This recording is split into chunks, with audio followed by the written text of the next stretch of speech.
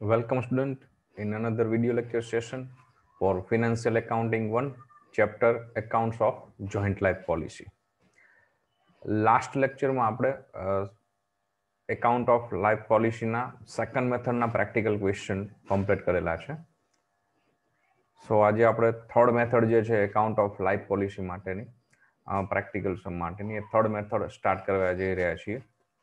Screen ઉપર તમે જોઈ શકો છો એ પ્રમાણે મેથડનું નામ છે showing policy at its surrender value કે જે પોલિસી લીધેલી છે ફર્મમાંથી એ પોલિસીને આપણે એની શરણ મૂલ્ય કિંમતે ચોપડે બતાવતા હોય તો એ મેથડમાં શું પ્રોસેસ થશે શું કેલ્ક્યુલેશન છે આપણે થોડું ડિસ્કશન કરી લઈએ theoretical point Premium paid is treated partly as a capital expenditure and partly as revenue expenditure under this method, and the policy account is shown in the balance sheet as an asset at its surrender value.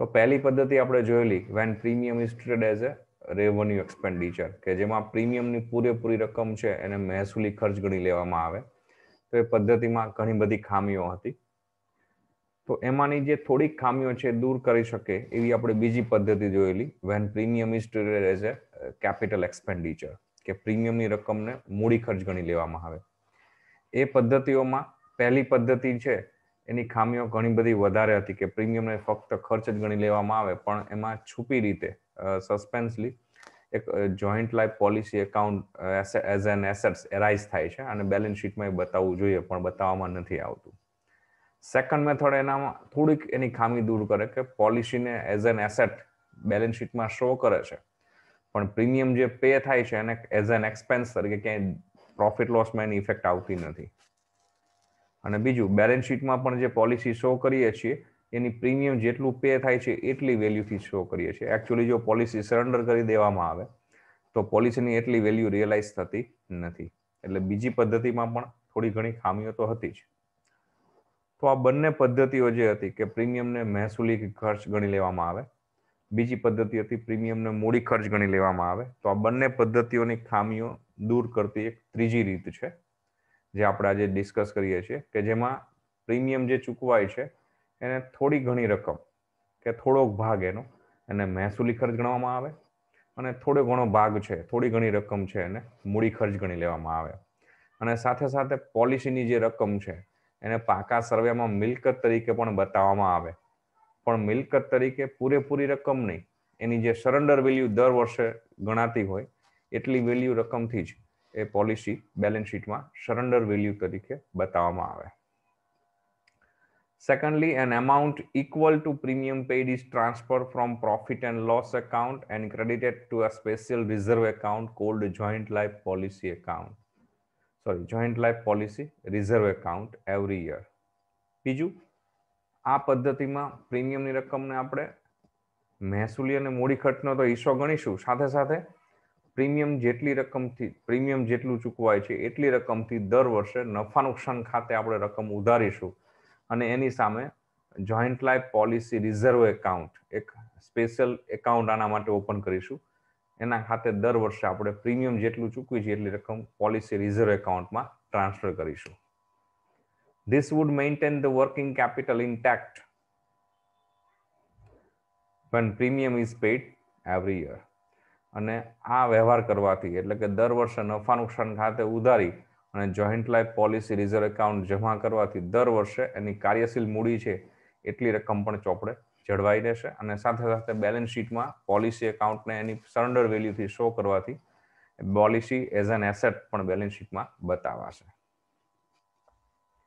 As the method is free from defect of both the above mentioned method, it is usually adopted in practice.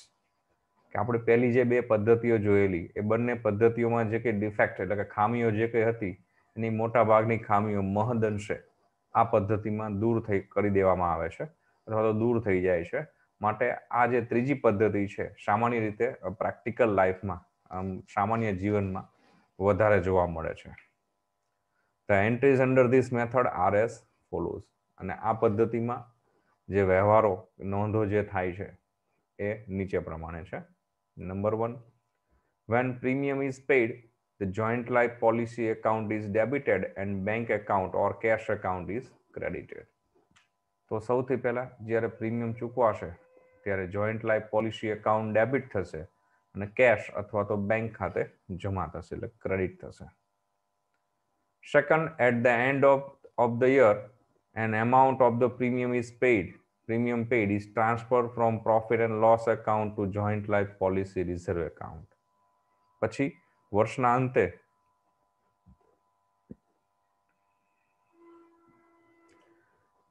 જ્યારે વર્ષ પૂરું થશે ત્યારે વર્ષના અંતે premium જેટલી ચૂકવેલું છે એટલી રકમથી નફા નુકસાન ખાતું ઉધારાશે અને જોઈન્ટ લાઈફ પોલિસી રિઝર્વ એટલે કે સંયુક્ત વીમા પોલિસી અનામત ખાતું જમા થશે. The profit and loss account is debited and policy reserve account is credited. Number 3, now an entry would be made for reducing the joint life policy to its surrender value. હવે જે ત્રીજી નોંધ થાય છે, દર વર્ષે 3 એન્ટ્રી આમાં થશે. પહેલું, જ્યારે પ્રીમિયમ ચૂકવાશે ત્યારે joint life policy account debit to bank account અથવા તો કેશ એકાઉન્ટ. બીજું કે પોલિસીનું જેટલું પ્રીમિયમ ચૂકવેલું છે એટલી પ્રીમિયમ જેટલી રકમ નફા નુકસાન ખાતે ઉધારી અને પોલિસી રિઝર્વ એકાઉન્ટમાં જમા થશે. હવે ત્રીજું કે ત્રીજી નોંધ દર વર્ષે શું થશે, તો હવે આપણે જે પોલિસી એકાઉન્ટ છે પોલિસી એકાઉન્ટને એની સરેન્ડર વેલ્યુ શરણ મૂલ્ય કિંમત જેટલી બતાવવાની છે. કારણ કે આપણે અત્યારે જે પોલિસી ડેબિટ કરીએ છીએ પહેલી એન્ટ્રીમાં જોઈન્ટ લાઈફ પોલિસી ડેબિટ, એની પ્રીમિયમની ચૂકવેલી રકમ જેટલું ડેબિટ કરીએ છીએ અને દર વર્ષે એનું જેટલું પ્રીમિયમ ચૂકવાય છે એટલી પૂરેપૂરી રકમ કંઈ સરેન્ડર વેલ્યુ હોતી નથી. જનરલી જેટલું પ્રીમિયમ ચૂકવાય એની ઘણી બધી ઓછી રકમ સરેન્ડર વેલ્યુ તરીકે કન્સિડર થાય છે. તો હવે પોલિસી એકાઉન્ટને આપણે એની સરેન્ડર વેલ્યુ જેટલું બતાવવું છે, તો એની એન્ટ્રી શું થશે? The entry is required because the entire amount of premium was not debited to policy account when it was paid during the year. મેં તમને હમણાં જે સમજાવેલું છે કે આ એન્ટ્રીની જરૂર શું કામ છે ત્રીજી એન્ટ્રીની, તો આપણે પ્રીમિયમ તરીકે જેટલી રકમ ચૂકવેલી છે બધી રકમ પોલિસી ખાતે ઉધારેલી હોય છે, પણ પૂરેપૂરી રકમ જેટલી સરેન્ડર વેલ્યુ હોતી નથી. કારણ કે તમે જેટલું પ્રીમિયમ ચૂકવો છો બધી સરેન્ડર વેલ્યુ ન ગણાય. સરેન્ડર વેલ્યુ બહુ નાનો એવો ઓછો એવો ભાગ હોય છે પ્રીમિયમની રકમનો. નો ડાઉટ એમાં દર વર્ષે વધારો થાય સરેન્ડર વેલ્યુમાં, પણ તમે જેમ લોંગ ટર્મ માટે જશો, વધારે સમય માટે પોલિસી જાળવશો, એમ સરેન્ડર વેલ્યુ વધારે આવે, એની વેલ્યુ વધુ હોય, પણ ઓછા સમય માટે સરેન્ડર વેલ્યુ ખૂબ જ ઓછી હોય છે. The difference between the premium paid and the surrender value is debited to joint life policy reserve account and credited to joint life policy account. તો હવે જે પ્રીમિયમ ચૂકવેલું છે એ અને જે સરેન્ડર વેલ્યુ છે એ બંને વચ્ચેનો જે તફાવત છે એ તફાવતની શું અસર થશે, તો એ તફાવત માટે joint life policy reserve account જે છે એ બનાવવામાં આવેલું છે એ ડેબિટ થશે અને જોઈન્ટ લાઈફ પોલિસી એકાઉન્ટ જે છે એ ક્રેડિટ થશે. Now the balance of joint life policy account will be an equal to its surrender value, which will appear in the balance sheet as an asset. અને ત્રીજી entry થઈ જાય પછી તમારા ચોપડે જે જોઈન્ટ લાઈફ પોલિસી એકાઉન્ટની balance આવે એ સામાન્ય સંજોગોમાં એની સરેન્ડર વેલ્યુ જેટલી થઈ ગઈ હશે અને એ જોઈન્ટ લાઈફ પોલિસી એકાઉન્ટ પાકા સરવાળામાં એઝ એન એસેટ મિલકત તરીકે બતાવવામાં આવશે. The policy reserve account will also appear on the liability side with the same amount. અને બીજું જે પોલિસી રિઝર્વ એકાઉન્ટ આપણે બનાવેલું છે એ પણ સામાન્ય રીતે પાકા સરવાળામાં જવાબદારી બાજુ બતાવવામાં આવે છે. Number 4, when policy mature on the death of a partner, the entry is to debit bank account and credited to joint life policy account. તો પહેલા જે 3 સિચ્યુએશન જોઈ ગયા આપણે અત્યાર સુધીમાં, એ ત્રણેય સિચ્યુએશન દર વર્ષે થશે કે પોલિસીનું પ્રીમિયમ ચૂકવાશે, પ્રોફિટ લોસમાંથી પ્રીમિયમ જેટલી રકમ પોલિસી રિઝર્વ એકાઉન્ટમાં ટ્રાન્સફર થશે અને ત્રીજી એન્ટ્રી પોલિસીને એની સરેન્ડર વેલ્યુથી બતાવવા માટે ડિફરન્સ એમાઉન્ટ જે છે એ એડજસ્ટ કરી લેવામાં આવશે પોલિસી એકાઉન્ટ સામે. હવે ચોથી એન્ટ્રી જે છે એ જ્યારે પોલિસી મેચ્યોર થશે એટલે કે પોલિસી પાકશે ત્યારે થાય છે, મતલબ દર વર્ષે નહીં થાય, ડ્યુરિંગ એ લાઈફ અથવા during A life of policy one time એક જ વખત થશે જ્યારે પોલિસી મેચ્યોર થશે ત્યારે. તો એ એન્ટ્રી આપણે જે પહેલી બે મેથડમાં થાય છે એ જ રીતે કે પોલિસી પાકશે અને પોલિસીના પૈસા મળશે તો એન્ટ્રી આવશે bank account debit to joint life policy account. Number 5, Now the joint life policy reserve is no longer required and it is transferred to policy account for which joint life policy reserve account is debited and joint life policy account is credited. હવે policy reserve account આપણે જે બનાવેલું છે દર વર્ષના અંતે જેમાં આપણે પ્રીમિયમ જેટલી રકમ ટ્રાન્સફર કરીએ છીએ અને પછી પોલિસીને એની સરેન્ડર વેલ્યુથી બતાવવા માટે ડિફરન્સ એડજસ્ટ કરીએ છીએ તો એ પોલિસી રિઝર્વ એકાઉન્ટની હવે ભવિષ્યમાં જરૂર નથી રહેવાની કારણ કે પોલિસી મેચ્યોર થઈ ગઈ છે અને પોલિસીના પૈસા મળી ગયા છે. તો હવે પોલિસી રિઝર્વ એકાઉન્ટની જરૂરિયાત ન રહેવાથી પોલિસી રિઝર્વ એકાઉન્ટ બંધ કરી દેવામાં આવશે અને એનું બેલેન્સ છે એ જોઈન્ટ લાઈફ પોલિસી એકાઉન્ટમાં ટ્રાન્સફર થઈ જશે. તો એ વખતે જે જર્નલ એન્ટ્રી થાય છે joint life policy reserve account debit થશે અને joint life policy account credit. મતલબ દર વર્ષે જે આપણે ત્રીજી એન્ટ્રી કરીએ છીએ આ ત્રીજી એન્ટ્રી જેવી જ આ રિઝર્વ એકાઉન્ટ બંધ કરવાની વાઇન્ડ અપ કરવાની એન્ટ્રી થશે. Number 6, the balance of joint life policy account is the profit and must be transferred to capital accounts of all partners in their profit sharing ratio. હવે policy account જે બનાવેલું છે એમાં જે બાકી આવશે જે ડિફરન્સ હશે એ પેઢીનો નફો ગણાશે જે દરેક ભાગીદારોના મૂડી ખાતે એમના નફા નુકસાનના પ્રમાણમાં જમા થશે. If premium has been paid before the death of a partner, the whole amount of policy is a profit. ભાગીદારનું મૃત્યુ થાય એ પહેલા જો પ્રીમિયમ ન ચૂકવેલું હોય તો પોલિસીની જે રકમ છે એ પૂરેપૂરી પેઢીનો નફો ગણાય છે. But the profit is reduced by the amount of premium if it is paid before the death. પણ જો ભાગીદારનું કોઈનું મૃત્યુ થાય એ પહેલા પેઢીમાંથી પ્રીમિયમ કંઈ ચૂકવાયેલું હોય જે પ્રીમિયમ મૃત્યુ થયું છે એ વર્ષમાં તો પ્રીમિયમની જેટલી રકમ ચૂકવાયેલી છે એટલી રકમ ઓછી પેઢીનો નફો ગણાશે. એટલે કે પોલિસી જેટલાની હશે એટલાની કરતાં એટલું એક પ્રીમિયમ છેલ્લું જે ચૂકવેલું છે બાદ થઈ અને બાકીની રકમ છે એ નફો ગણાય છે. તો આ સિચ્યુએશન થર્ડ મેથડની છે કે જેમાં પાર્ટલી એમાઉન્ટને આપણે કેપિટલ એક્સપેન્ડિચર ગણીશું, પાર્ટ એમાઉન્ટ છે ને રેવન્યુ એક્સપેન્ડિચર ગણીશું અને બેલેન્સ શીટમાં પોલિસી પણ આપણે એઝ એન એસેટ્સ તરીકે શો કરીશું બટ એની સરેન્ડર વેલ્યુથી. એની જર્નલ એન્ટ્રી આપણે થિયરિકલ પોઈન્ટમાં શીખી ગયા છીએ. ફરીવાર આપણે જોઈ લઈએ જર્નલ એન્ટ્રી શું થશે. The entries to be passed under this method are given below. Number 1, when premium is paid, the entry would be, તો હવે જ્યારે દર વર્ષે પ્રીમિયમ ચૂકવાશે તો entry joint life policy account debit to bank account. Second, in order to keep working capital intact, it would be necessary to set aside an amount equal to the premium paid every year from the profit. The entry would be, એટલે કે પેઢીમાં કાર્યશીલ મૂડીને જાળવી રાખવા માટે આપણે જેટલું premium ચૂકવેલું છે એટલી એના જેટલી જ રકમ આપણે નફામાંથી અનામત ખાતે લઈ જશું. તો દર વર્ષના અંતે બીજી એન્ટ્રી થશે profit and loss account debit to joint life policy reserve account. પહેલી એન્ટ્રી છે એ દર વર્ષે જ્યારે પ્રીમિયમ જે દિવસે ચૂકવાશે ત્યારે થશે joint life policy account debit to bank account. Second entry છે profit and loss account debit to joint life policy reserve account. આ દર વર્ષના અંતે થશે અને બંને એન્ટ્રીમાં રકમ જે આવશે એ પ્રીમિયમ જેટલું છે એટલી જ રકમ દર વર્ષે આવશે. Third, the difference between the premium paid during the year and the increase in surrender value of the policy during the year would be journalized as follows.